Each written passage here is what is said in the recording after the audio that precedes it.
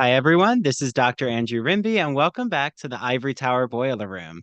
I am so excited because I'm with Dr. Sid Dobrin from University of Florida. I will introduce you all to Sid's work. This is the episode you all have been asking for, waiting for. It is about artificial intelligence, augmented reality, virtual reality, all the AI, AR, VR questions on your mind. So, Sid is actually the professor and chair in the English department at University of Florida. He is positioned within writing studies. His research focuses on the digital humanities, environmental humanities. He looks at the relationship between writing and emerging technologies.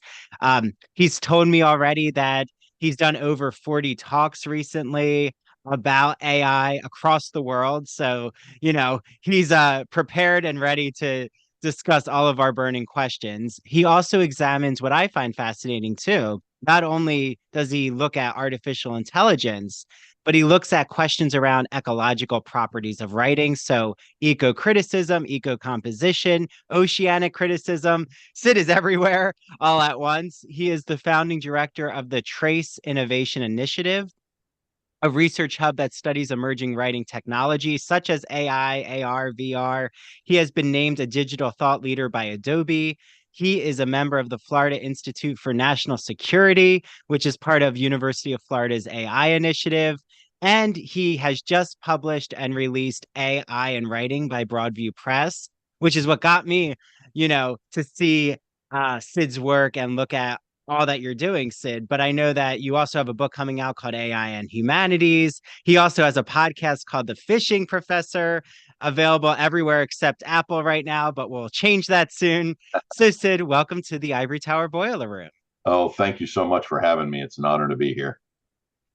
So, I have to first ask you, just when it comes to AI, how did you even learn about artificial intelligence programming? Like, was this something recent just from the cultural thirst for AI and it being constantly in our news feed, or is this something you've always just been fascinated with?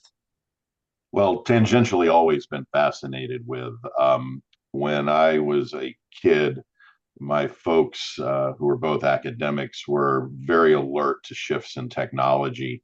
And I think it was back in 1978, somewhere between Apple II and Apple III and the Apple IIe, we got our first Apple II. And my folks made my brothers and I, who are also academics, go on weekends to learn how to code and program. And back then, it was also a matter of taking the machine apart and knowing how to install new boards. So the tech has always been there for me. In fact, my first ever teaching gig, I taught two courses. I taught one course in technical writing and then went across the hall and taught coding. So I've always had the interest in the emerging technologies. And of course, back then, in the mid 80s, late 80s, early 90s, with movies like War Games and Weird Science and all the other kind of cultural representations of AI certainly triggered a lot of my thinking, and I read a lot about things like that. But it wasn't really until after graduate school that I really started thinking more and more about emerging tech as an academic pursuit. I was very particularly interested in concepts of how machines do things for us. So even back then, I had been thinking about it, and more recently, when AI itself sort of emerging from the late 80s, mid 90s AI winter, and research started to pick back up in AI. I made an attempt to take that Peter Norvig, Stuart Russell MOOC on AI, but realized I absolutely do not have the mathematics skills to be able to think through the coding and programming of AI. So my thinking sort of shifted to the bigger questions surrounding AI. And long before the November OpenAI drop of ChatGPT and Dolly, was spending a lot of time thinking about what are the big enduring questions that are going to surround this, but more so also how we were seeing a shift in the research areas of AI to focus more on platform adoptions, how we're going to be using this, particularly in no code environments, where we're trying to figure ways to deploy AI rather than necessarily trying to rethink how are we going to build new kinds of approaches to neural networks and machine learning and those sorts of things. It became a moment where we shifted to the platform approach to deployment rather than how do we improve on what the AI concept is.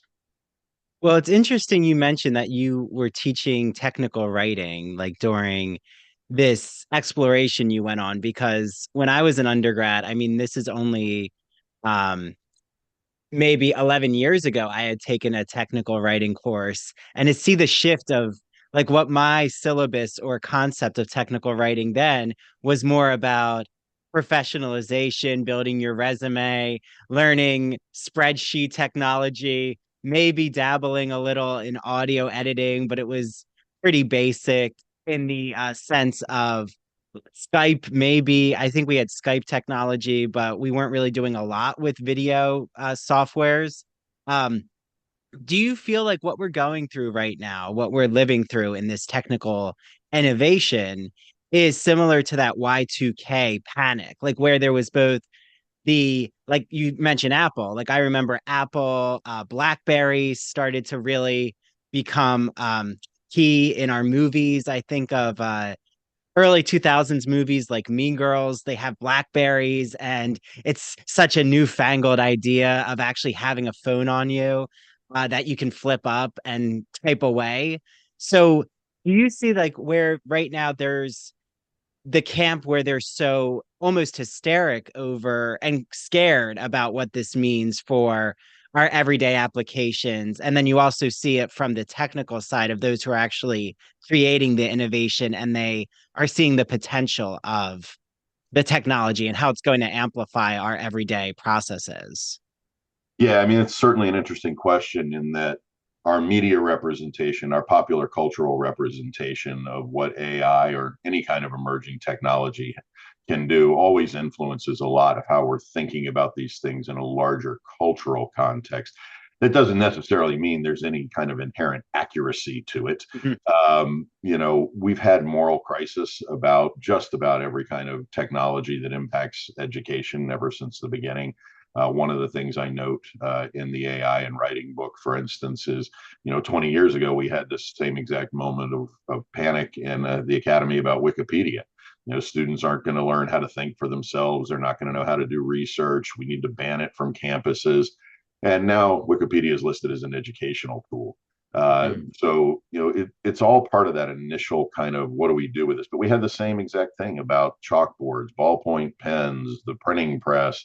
In fact, I've got a series of newspaper clips about in the early 1900s about how reading was going to destroy the world. Don't forget, Socrates and Plato warned us writing was going to destroy humanity because we won't be able to remember anything anymore.